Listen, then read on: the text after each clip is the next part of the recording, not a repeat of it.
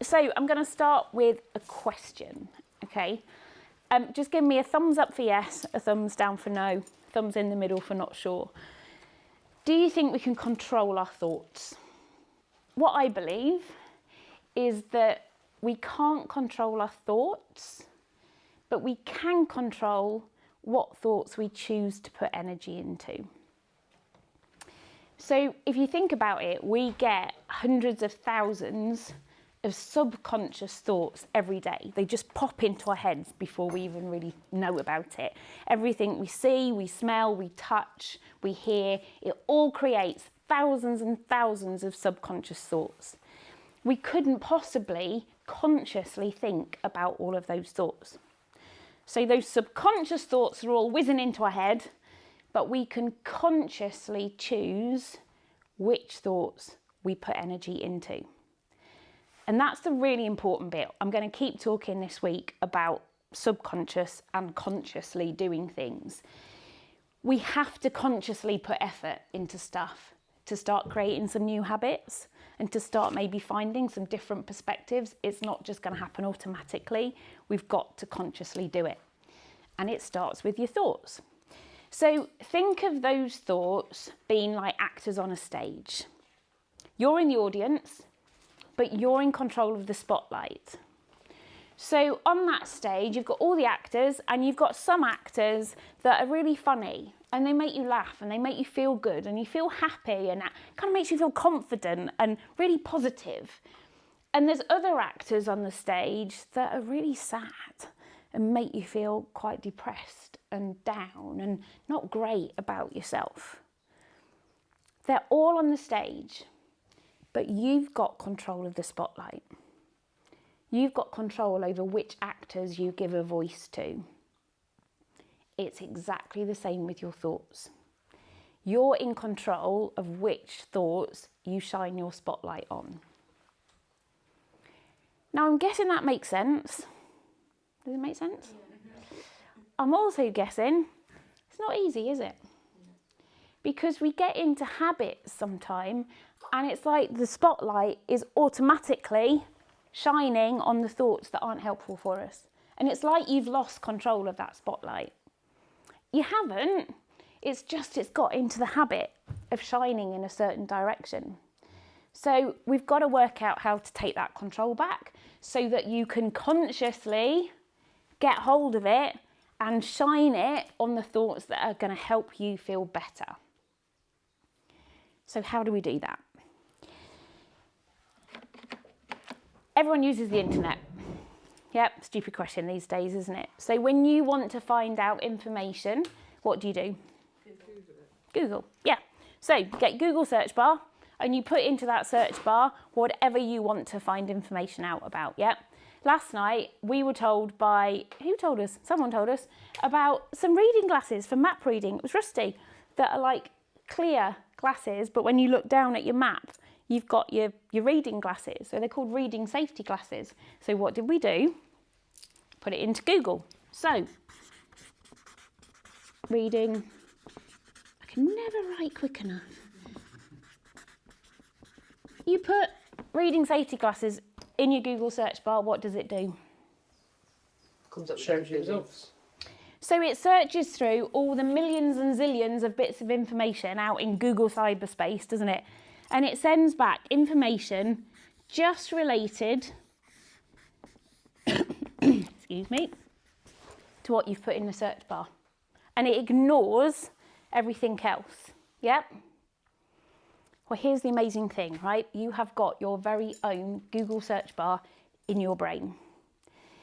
It's got a posh name. The posh name is the Reticular Activating System, or your RAS. But just think of it like a Google search bar, because that's exactly the job it does. So, if you put in your search bar, I'm tired. Have I spelled tired wrong? Yeah. If you put in your search bar, I'm tired, what's it going to do? Make you feel tired. Look for tired things. It's going to send back all the information that tells you you're tired. But what it's also going to do is ignore all the information out there that tells you you're not. I'm going to prove to you that it works. So you've got 10 seconds to look around the room and see as many things that you can see that are blue. Count them to yourself, don't shout it out, just count to yourself. Go.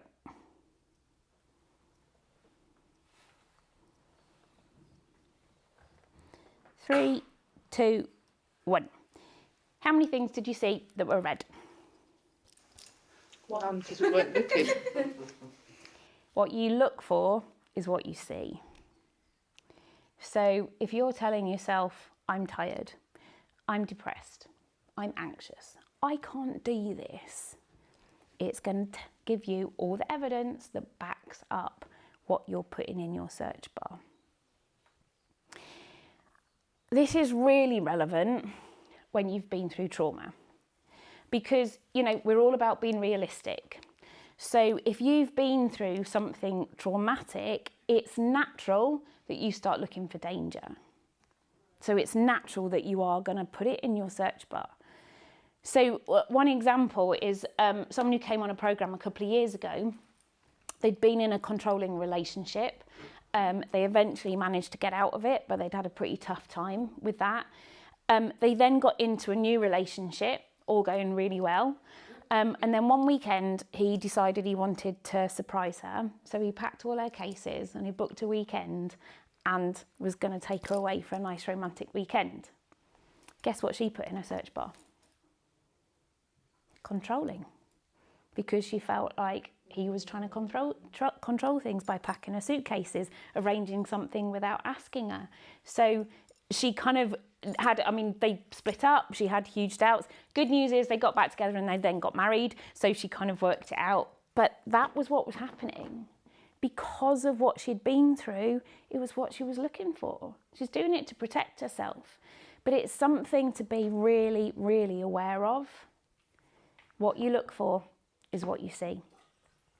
And what I would say is have a think about, what am I currently putting in my search bar?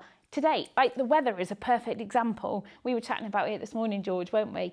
So do you sit here and go, it's raining, it's going to be wet, it's going to be cold, I don't want to go out, it's going to be pants? Or do you go, we've got waterproofs, I'm still lucky enough to be going out and doing a cool activity in an amazingly beautiful place. Both are true, but it's which you choose to shine your spotlight on, which you choose to put in your search bar.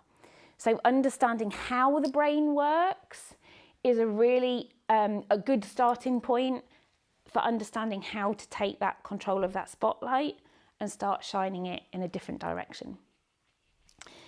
I spent 15 years putting victim in my search bar. What happened? Put victim in my search bar.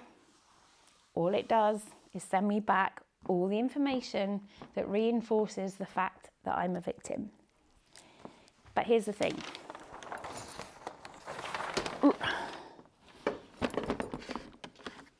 When you think like a victim, you feel like a victim. When you feel like a victim, you behave like a victim. When you behave like a victim, it reinforces the thought that you're a victim, but also other people, when you behave like a victim, they treat you like a victim. So that continues to reinforce the thought and the belief that I am a victim. And you get into a real downward spiral. That's what I did anyway. And I got stuck in that for 15 years, believing I was a victim.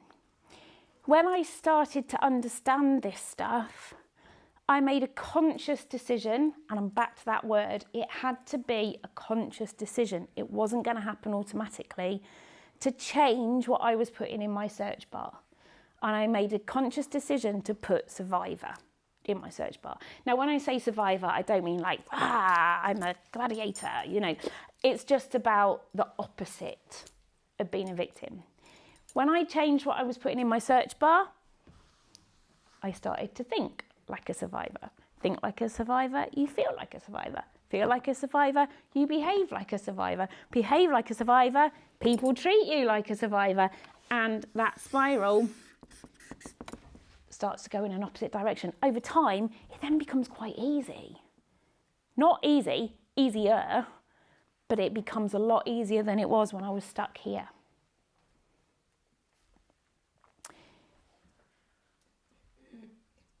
I want to do something else, but before I do that, just take 2 minutes to just write down your thoughts on that. A couple of bullet points, your takeaway, like what's connecting with you. Just take 2 minutes. We'll come back to it in a bit. Has anyone seen this before? Yeah. Have you done CBT? So people quite often say it's CBT. I didn't even know that it was part of CBT. I just think it makes sense that they're all connected. The bit I kind of really love is the relationship between your thoughts, your feelings and your behaviours. So this in particular is a real two-way relationship. So your thoughts, as we've already talked about, affect how you feel. Yeah? 100%. How you feel affects how you behave. So it's a massive spiral. But here's the thing. Your thoughts aren't facts. Your thoughts are thoughts. They're not necessarily true. Holy shit. Because all of a sudden we realise our thoughts are impacting on how we feel. How we feel kind of influences our whole day and how we behave. And yet, our thoughts aren't facts. That's massive. So actually questioning your thoughts instead of just believing them is a really important tool to know. Is that really true? Where's my evidence? You know, so it's like, I can't do this. Where's my evidence? And there might be evidence, but then I'd also say, well, is there evidence of I can do this too? So someone give me a thought that's maybe holding them back. When I say right now, I don't mean this minute, I mean in life in general. It's on the spot a bit, isn't it? What happens if I fail when I try to do something? Okay, love it, perfect. Right, that's a thought. The one thing I would say is there's sort of quite a lot of exploring around that as a starting point, because, okay, where's the evidence that you will fail? Now, you might have some, you might not. But then say, okay, when have you not failed? When have you been successful? Where's your evidence for that? Right? And you will have evidence because you talked about your football this morning, right? So there's evidence there. So straight away, we can start questioning that thought. Well, what if I fail, but I might not? It's not a fact. It's not I will fail. There's a bit more exploring to do around the what if there, but the principle of it, do you get where I'm going with it? So we tend to believe our thoughts, but thoughts aren't facts. They're thoughts. That's life-changing. Second thing is our feelings, how we feel, affects our thoughts. This is the two-way thing. Now, how we feel is our environment around us, and that includes our relaxation. Oh God, I'm going to do our nutrition, movement. I'm going to run out of room here. Sleep. And let's get over here, relationships. Right, so that's our environment, yeah? That all affects how we feel. How we feel has a massive influence on our thoughts. But when you look at this, we are in control of most of this. So relaxation, how bad are we at making time for ourselves? Or sometimes we are too good at never leaving the house and staying in that comfort zone. So Relaxation and stress, I put them together because some levels of stress is good for you. That's stepping into your stretch zone. Nutrition, who controls what you put in your mouth? If you're eating shit, you will feel shit. Take control of it. Movement, who's in control of what movement, exercise we do? Now, obviously, things like injuries and stuff can come into it, but if you sit on your ass and don't do anything, you'll feel shit. If you feel shit, so we're in control of it. Relationships, I think, is always a slightly questionable one because sometimes we don't always have control of relationships, whether it be a work environment or a personal environment. You know, that's a pretty massive topic if you're saying, oh, actually, my work environment's not good, I need to change jobs, or my personal environment's not good, I need to change my relationship. Or sometimes it's just about realising that, you know, I love my job, that person's really annoying and I don't get on with him, but I can't change it. And so realising it, you know, so I sort of, it's why I've stuck this one out a little bit, because I think that's the only slightly questionable one on there. But all of these, sleep again is hard because sometimes you can't choose whether you fall asleep or not, but you can have a decent sleep hygiene regime. So, you know, no caffeine after 12 o'clock is a good, healthy sleep habit. Have decaf instead. You know, not sitting on your phone at night, like having a routine that you do before you go to bed to help you relax and go to sleep. There are lots of things you can do to help you sleep. Who gets stressed? Yeah? So our body can't differentiate between physical, emotional, and nutritional stress. And when we have any of those stresses, it produces a stress response in our body, which is cortisol. When our body produces cortisol, it pulls all the hormones from all the other parts of our body to kind of fuel the cortisol. I might not have got that scientifically right, but the principles, okay? To fuel the cortisol, which causes an imbalance in our body. That imbalance is what can start causing IBS, which is what happened to me. It can cause depression. It can cause all menopause. Like, it's the imbalance that is causing all of that sort of result. So quite often we get put on medication, don't we? To sort of try and sort it out. But actually what we need to be doing is balancing the body up. Sometimes, not all the time. Please don't all go off medication now and then I'll be getting sued for so like with stress, it's healthy to have stress, okay? But when you do that, the balance goes a bit out of sync. So it's really important to then get those 10 minutes of relaxation to just balance things back up again. And it's the same with the nutrition. You eat a lot of processed food, a lot of sugar, you're putting your body under nutritional stress. The balance goes, so you need to balance it back up again. So all I've done is just start introducing those little things like sitting by the river for 10 minutes and having my coffee and eating a few raw carrots. It's a bit more than that, but you know what I mean? And I can feel it. It's like, it's balancing everything out. And I'm like, oh my God, I'm starting to feel like me again. You know, and that is all this. Affecting that, and that affects that, and affects that. Because when we feel crap, it encourages us to do things that make us feel worse. So when we feel crap, it encourages us to eat unhealthy foods. We want to comfort eat, don't we? Whether it's chocolate cake or biscuits or alcohol, whatever. So when we feel crap, it encourages us to do things that make us feel worse. It encourages us to not go out and exercise and to sit on the sofa and watch a film instead. It maybe affects our sleep and doesn't help us sleep. That's huge, because then we get stuck back into this cycle, don't we?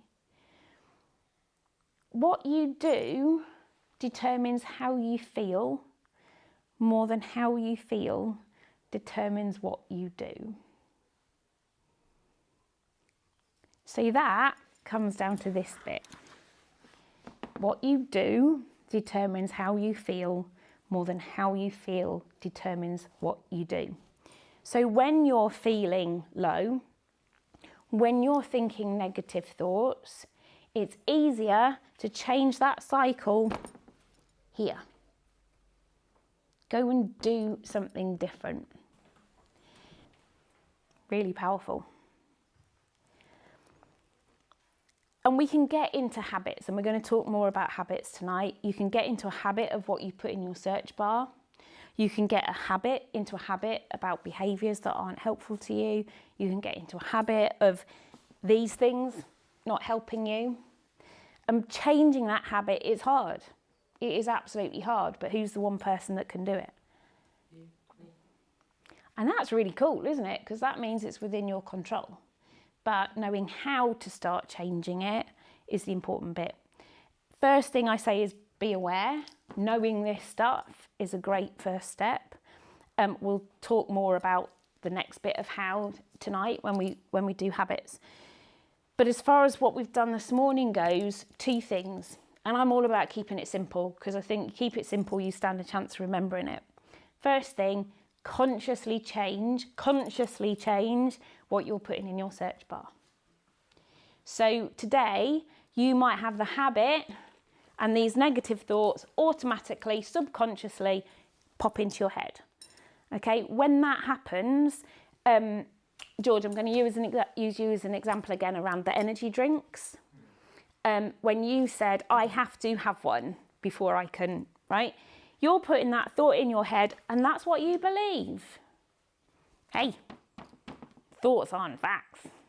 So you have to consciously make the effort to take that thought out and put a different thought in. Okay? So that's step 1. But sometimes that is really hard to do. If the habit is really ingrained, it's hard to do. So if that's happening and you're struggling to do that, change it here. Go and do something different.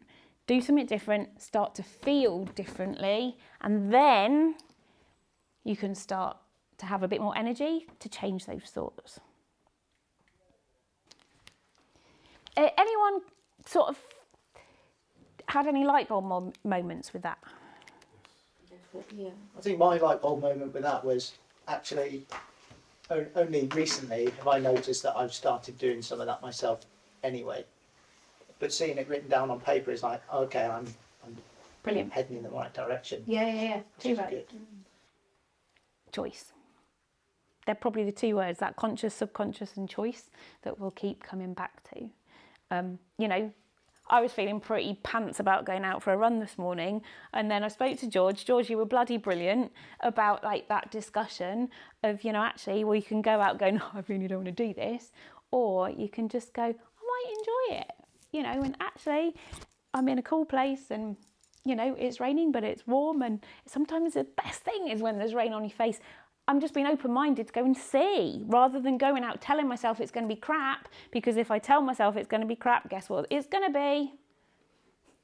Yeah.